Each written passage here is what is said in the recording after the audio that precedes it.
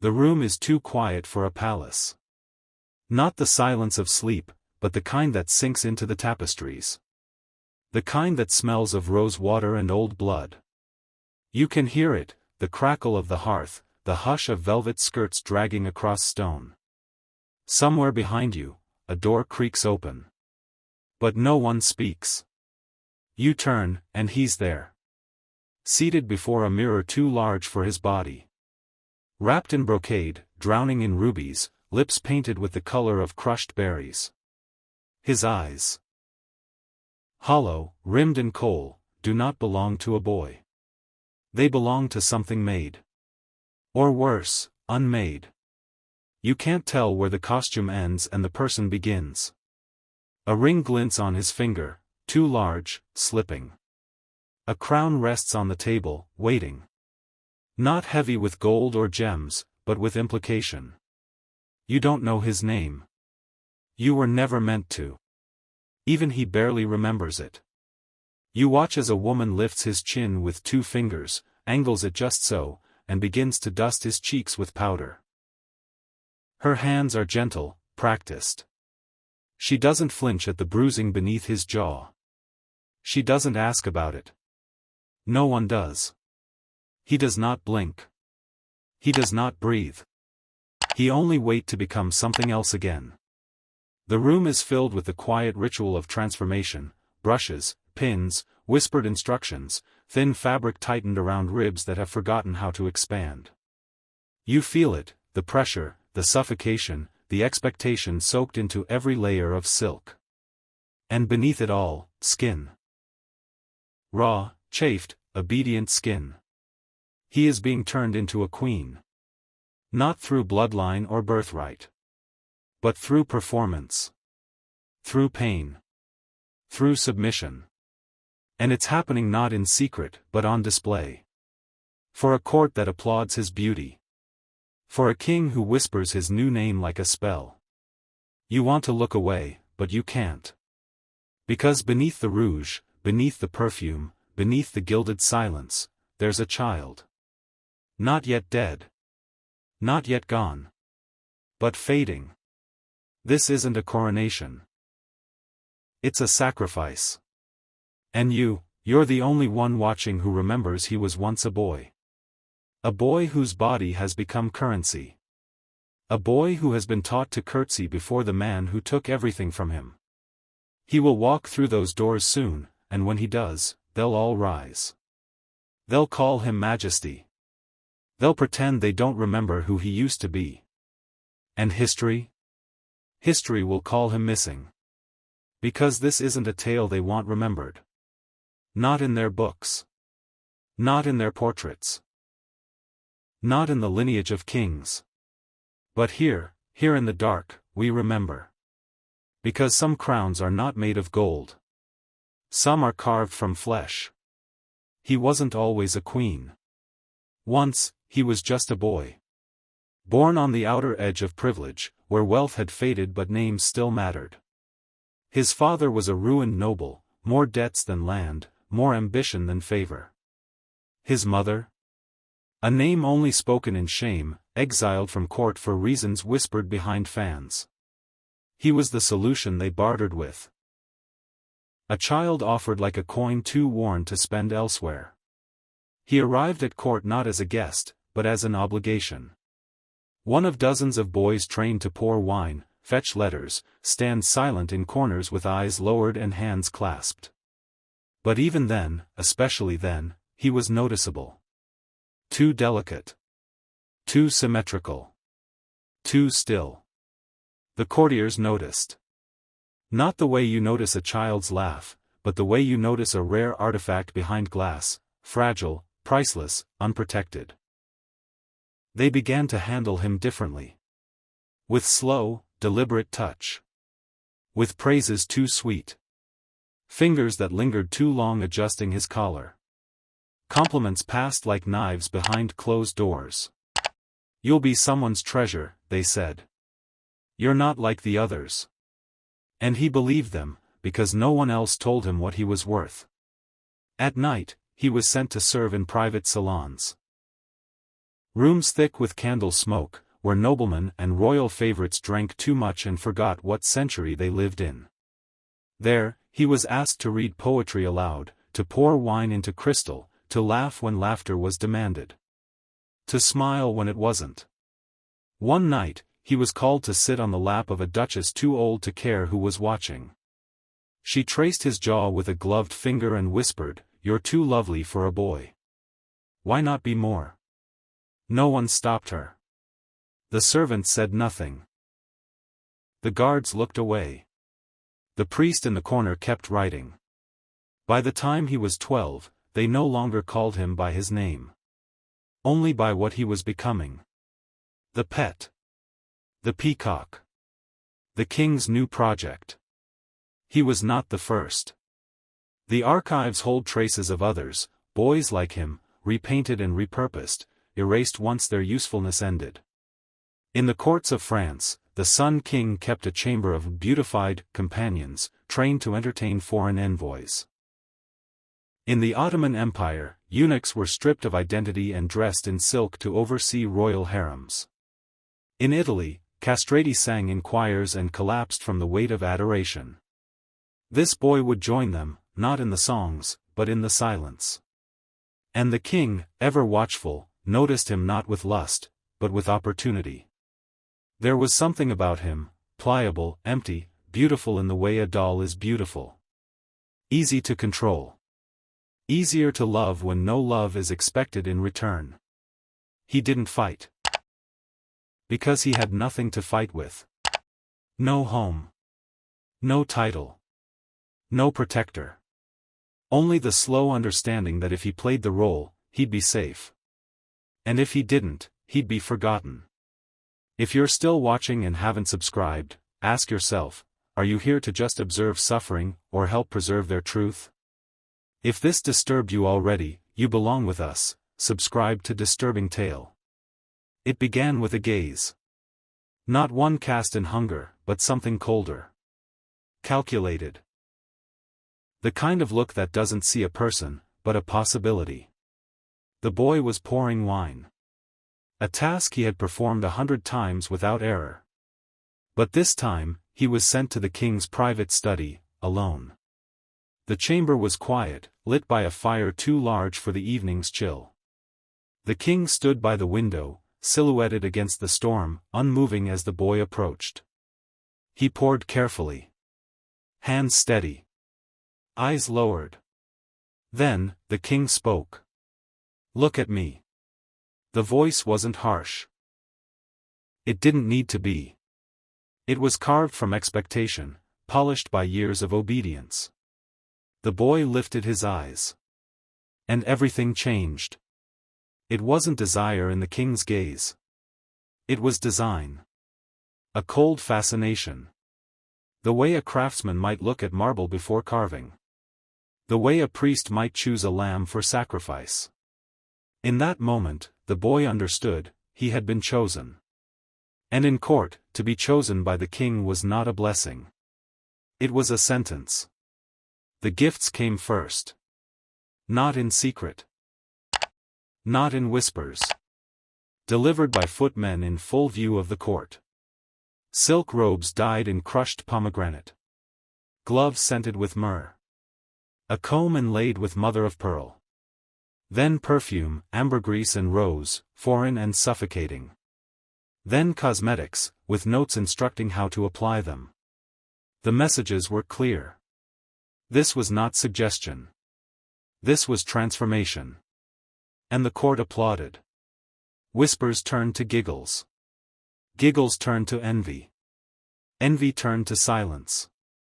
No one dared object. No one dared defend.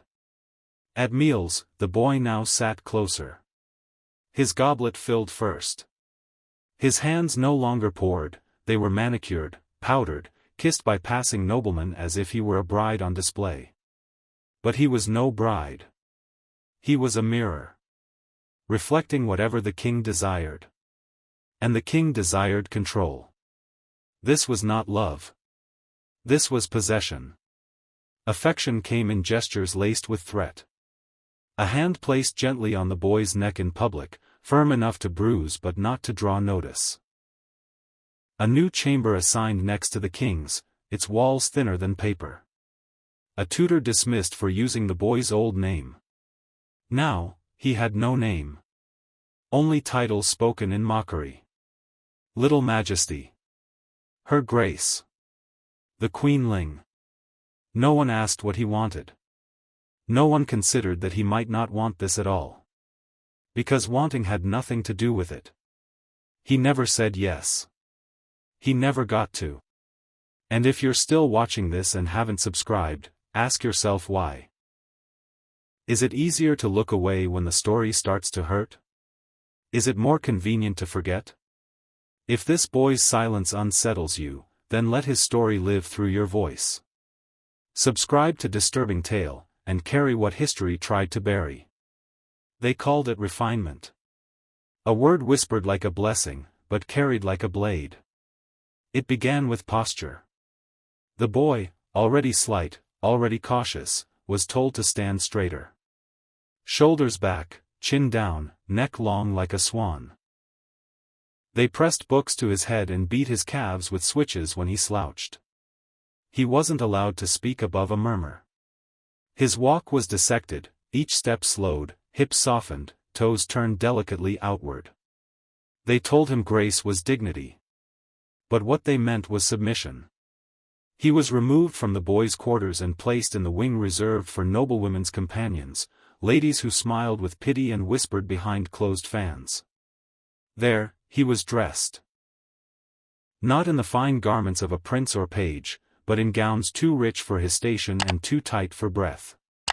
Corsets laced until his ribs ached. Shoes that bent his arches. Sleeves so stiff they bruised his shoulders. His hair was no longer his own. It was bleached until it broke, burned with lye, twisted into ringlets, powdered to match the latest style. His scalp bled, but the blood never showed through the white dust. That was the trick. Make it beautiful.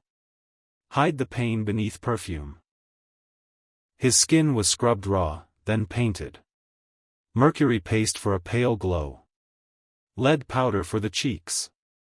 Charcoal smudged along the eyes to soften what little remained of boyhood.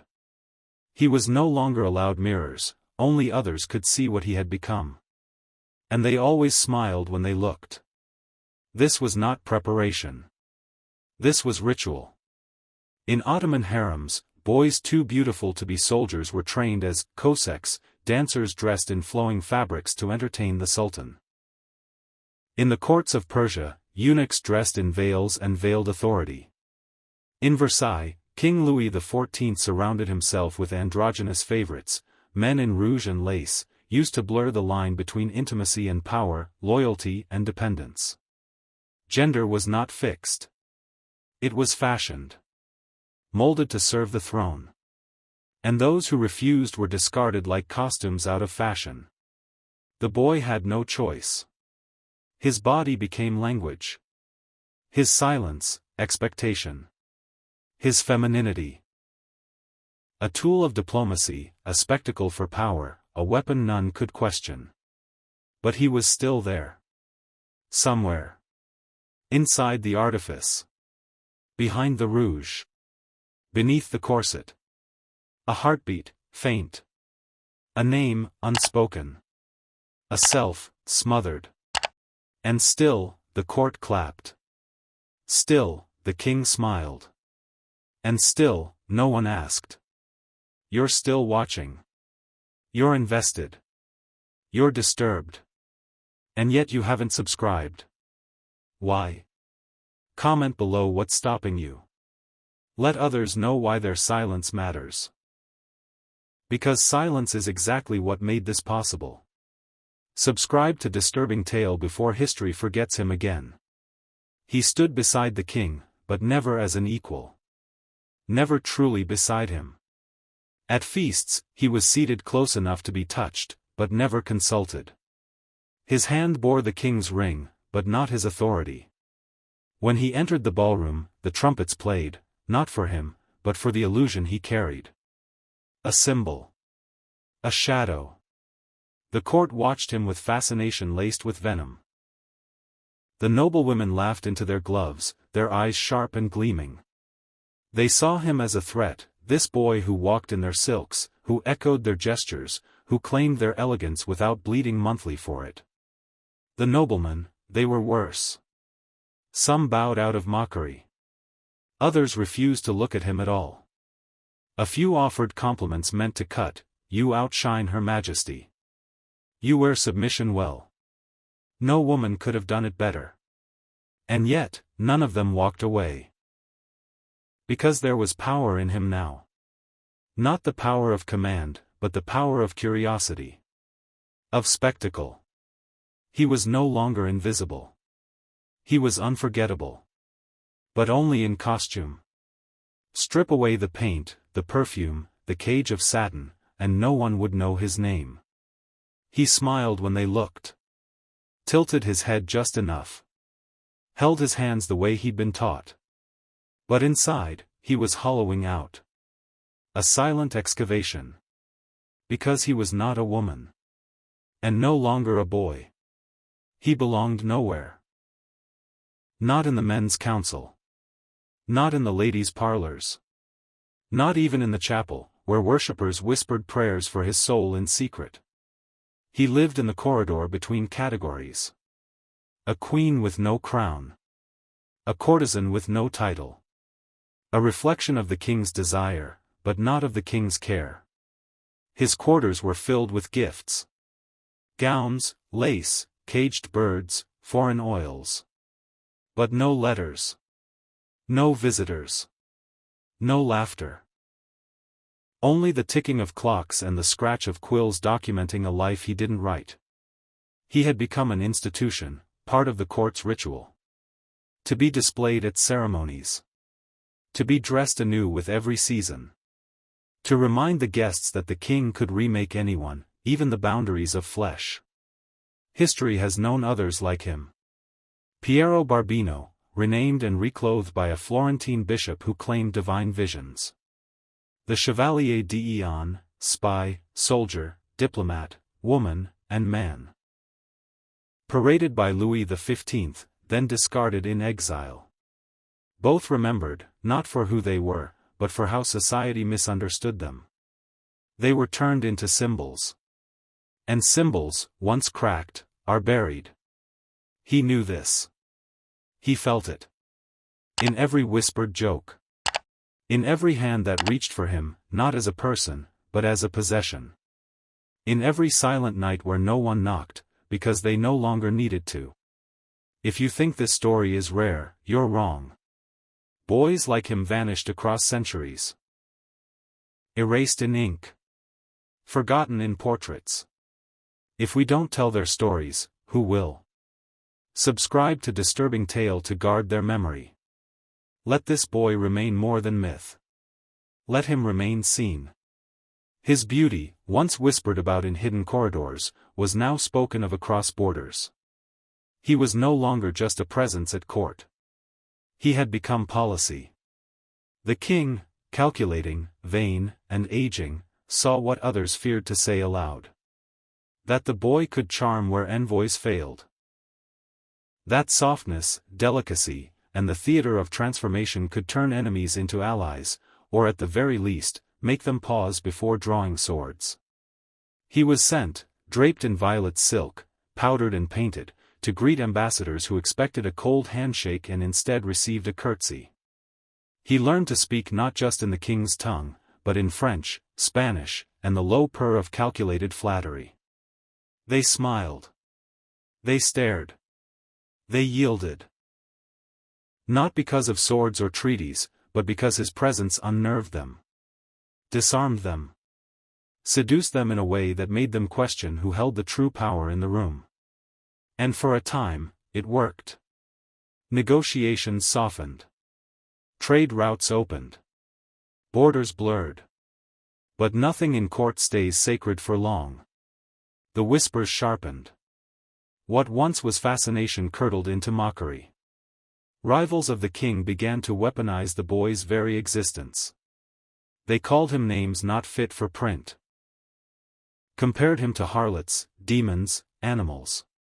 Pamphlets circulated, crude sketches of the boy sprawled across the king's lap, or straddling a foreign general in the midst of surrender. These weren't political cartoons. They were warnings. They said he was the true mistress of the realm. That the king's crown was worn not on his head, but between the boy's legs. The insults were not meant for the boy, they were aimed at the king. Because in the eyes of power, to love something unusual is to reveal a weakness.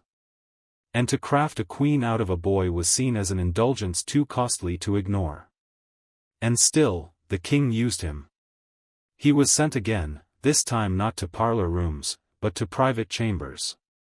To entertain visiting nobles whose loyalty the crown could not afford to lose. His presence was payment. His performance, policy. His body, a message: we are not like other courts. We bend the rules to bend you. He wasn't asked. He was escorted. Draped. Perfumed. Pushed through doors and told to smile. The world has long used bodies as weapons. In Versailles, Louis XIV surrounded himself with male companions whose beauty was paraded before visiting queens. James I of England kept George Villiers so close the court joked no woman could penetrate the space between them. And in darker corners of the Holy Roman Empire, young pages were trained not for battle, but for seduction. Kings have long written treaties in flesh before they ever picked up a quill. Now, this boy had become parchment. His body inked with the wishes of others. He was no longer a queen. He was currency. A living reminder that in royal courts, the throne is not always the seat of power, sometimes, it's the bed. And he knew. Every night, as he washed off the paint. As the bruises bloomed under lace. As the scent of foreign musk clung to his skin. He knew.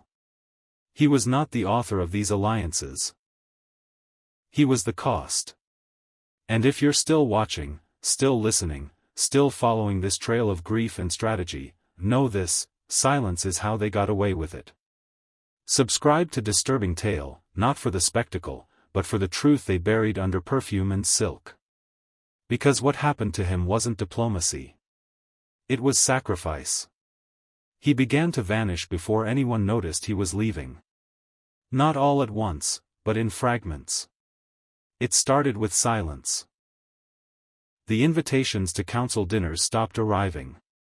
His name, once spoken with ceremony, faded to a nod, a glance, then nothing at all. Where once he stood beside the king, now he was seated further down the table, if seated at all. And then the boy appeared. Younger. Narrower shoulders. Wider eyes. That dangerous combination of fear and innocence that makes kings feel powerful again. The court noticed. They always noticed. Their laughter changed direction. Their compliments found a new target. And the king, who once obsessed over the tilt of a powdered chin, the arch of a wrist, now had a new muse to mold. The queen, as they called him, was no longer a novelty. He was a memory. And memories are not entertained in court. He stopped eating. Not by choice, but because the food no longer tasted like anything. His gowns hung loose. His ribs, once hidden beneath velvet and lace, now threatened to break through. The rouge could no longer hide the hollows beneath his eyes. His reflection, when he dared to see it, looked like a painting left in the rain. Faded. Blurred. Melting at the edges. And still, they dressed him. They painted him. Paraded him at court balls like a relic. A reminder of what once pleased the king. But it was crueler now. They didn't pretend to admire him. They whispered past him. Used up. Dull. Outlived her purpose. He heard it. Every word. They held mock trials in the servant corridors, reenacting his rise and fall as if it were theater. One courtier would wear a powdered wig and declare themselves, Her Majesty, speaking in a shrill falsetto, tripping over exaggerated heels. Another would play the king, yawning, dismissing her with a wave, replacing her with a newer model. The laughter would echo down the halls long after the play was done. And he sat in silence, stitching ribbons into his sleeves because no one else would do it anymore. Once, the king passed him in the corridor and did not look up. Not a nod. Not a glance. Not even a memory.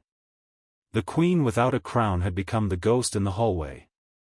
You're still watching because you feel what he felt, unwanted, used, invisible. Don't let this story vanish. Subscribe to Disturbing Tale. Or admit in the comments you don't think voices like his matter. Just know. History is written by those who remain, not those who are erased. Then, one day, he was gone. No procession. No farewell. No black veils or tolling bells. The court awoke and his chambers were empty, silk still hanging, perfume still clinging to the curtains, rouge smudged across the vanity as if he had only stepped out for a moment. But he never returned. The queen they had dressed, painted, and paraded had disappeared. And no one asked where she went. Not aloud. Because to ask would be to admit she had once existed. Some say the king sent him away to a distant province, hidden beneath a new name and a vow of silence. Others say he was locked in a cloister, shaved bald, stripped of silk and memory, left to rot behind stone walls where no one would recognize the curve of his cheek or the echo of his steps. But the darkest whispers speak of poison. Of a quiet death in the night, orchestrated not in cruelty, but convenience. A political death, not of a traitor, but of an embarrassment. Because monarchies are built not just on power, but on image. And a queen who was never crowned, never named, never meant to be real, cannot be allowed to leave a mark. History is littered with disappearances dressed as dignity. In the Tudor court, and Bullen's ladies-in-waiting were dismissed without record, their loyalty inconvenient. In the Bourbon court of Versailles, mistresses who bore sons without favor were locked in convents, their names scratched from letters and prayers. The Habsburgs exiled defectors to country estates, drugged and monitored, their portraits removed from palace walls. This is how royalty buries what it regrets. Not with coffins. But with silence. The boy who became a queen has no tomb. No epitaph. No marble statue in the rose garden. The name he was born with has faded from paper. The name they gave him was never written down. And yet, the palace remembers. In a locked chamber where the mirror still sits. Where the rouge still stains the drawer. Where the silence feels weighted, like someone once breathed there. And never stopped holding it in. Some say, on certain nights, the maids still hear the click of heels in the corridor. That the birds in the royal aviary go still, all at once, just after dusk. That sometimes, a scent of ambergris wafts through the west wing, though no one's used it in years. But maybe that's just guilt clinging to old stones. Or maybe, you're still listening because a part of you knows, some disappearances are too deliberate to be forgotten.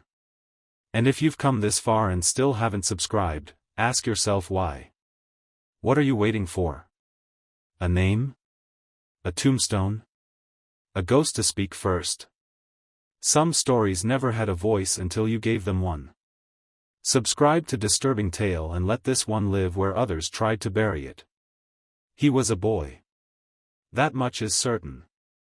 Once.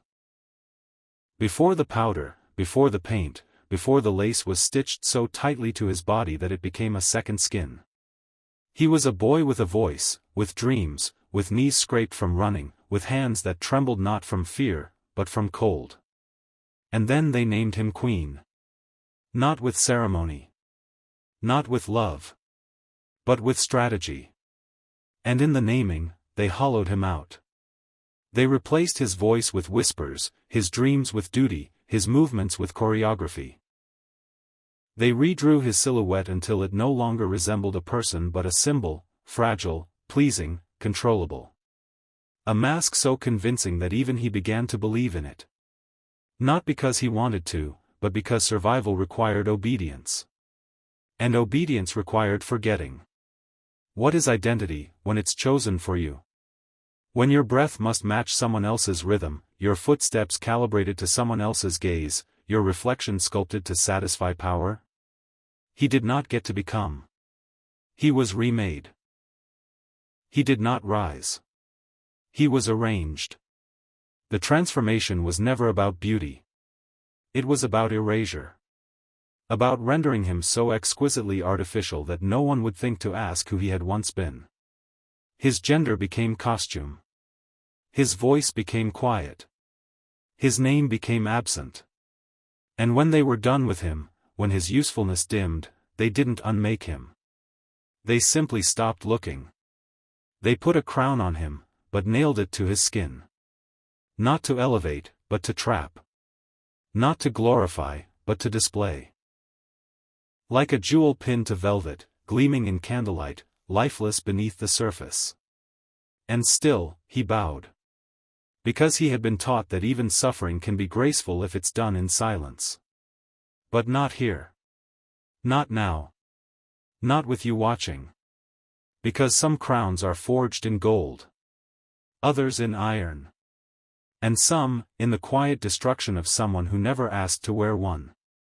If you've watched this far, ask yourself, how many more names were erased because they didn't fit the story?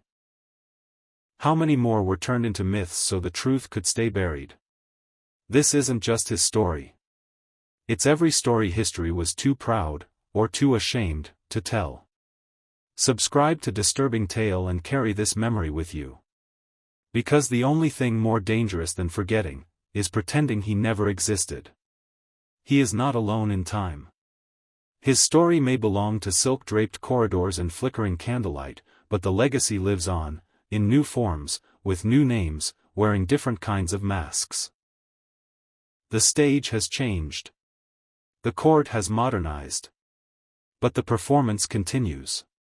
How many are still being remade to suit someone else's power? Boys told to soften. Girls told to disappear. Bodies twisted to meet appetites they never agreed to feed. Children sculpted into dolls, lovers turned into tools, identities rewritten before they've even had the chance to speak their first truth. In every era, there is someone standing too quietly in the background, learning how to become what the world demands, learning how to disappear without dying. You've seen it. Maybe not in a throne room. Maybe not in velvet and pearls. But you've seen the hollow eyes. The silent obedience. The unnatural smile held too long. And you've felt it now, what it costs. Not just to be controlled, but to be chosen for the wrong reasons. You've watched this far. You've felt this story. Now you must decide. Will you carry it with you, or forget him like they all did? Will you turn the page and pretend his silence was earned? Or will you let your voice do what his never could? Subscribe to Disturbing Tale, or leave a comment explaining why you won't. Just know, silence doesn't protect the forgotten. It buries them.